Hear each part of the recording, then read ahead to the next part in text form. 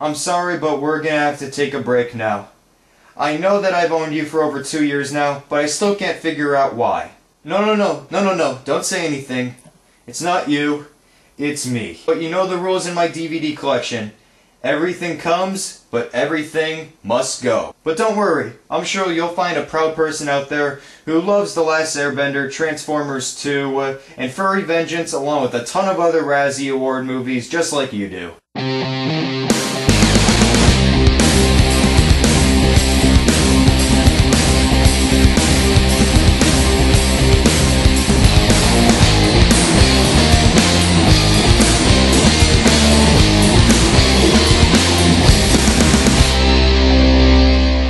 Everything Must Go stars Will Ferrell in a role that's much more downplayed than most of his recent comedy films. He plays an alcoholic who has been having a rough day. He gets fired from his job, he slashes his boss's tires on his car, and then when he arrives home he manages to find all of his belongings on the front lawn of his house.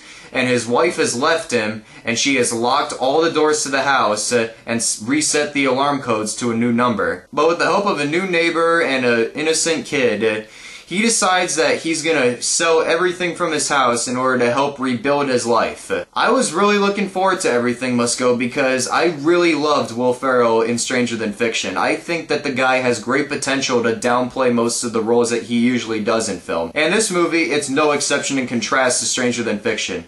He does a fantastic job at downplaying in this film. He really adds a lot of realism to the character, and the humor is very subtle. It's never too out there. It's just very subtle within the dialogue, and I know some of it's gotta be improv by Ferrell because that's never a movie out there that Will Ferrell does not improvise in. But it is a very heartfelt performance, and Will Ferrell really succeeds in this film.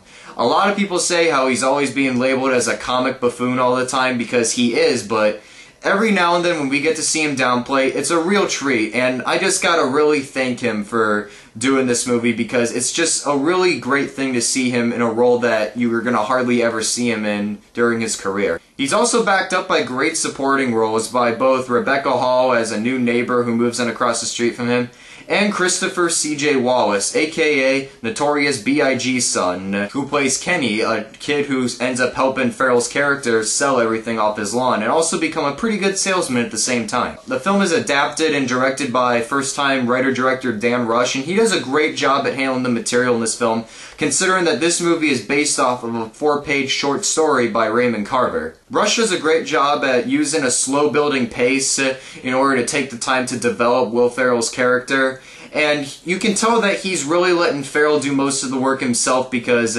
Ferrell's performance is just very heartfelt and very realistic and vulnerable and extremely subtle in this film because he never goes too extreme in the humor. He just plays it by the cards, and he doesn't fold on trying to make it too outrageous. The setting in this movie is very realistic too because you buy nearly every character that's in this film in a very realistic manner. None of them do anything too far-fetched or stupid, and they just all feel so real. In a way, I like to consider this movie a safer version of Leaving Las Vegas because, of course, you have an alcoholic in this film that's played by Ferrell, but he's not as hard-drinking as Nicolas Cage and nowhere as depressed or on the verge of suicide like Cage was. But the character is just very real, and the transformation he makes is pretty good in the end, actually. Like, I really enjoyed this movie a lot. It's just showing that the indie genre is definitely on a great run so far this year. I'm just hoping that we get more performances like this from Ferrell because he's a very underrated actor when it comes to doing dark comedies like these, and he really nails down the dramatic scenes in this film too. Thanks to his performance and great supporting performances by Christopher Wallace and Rebecca Hall, this is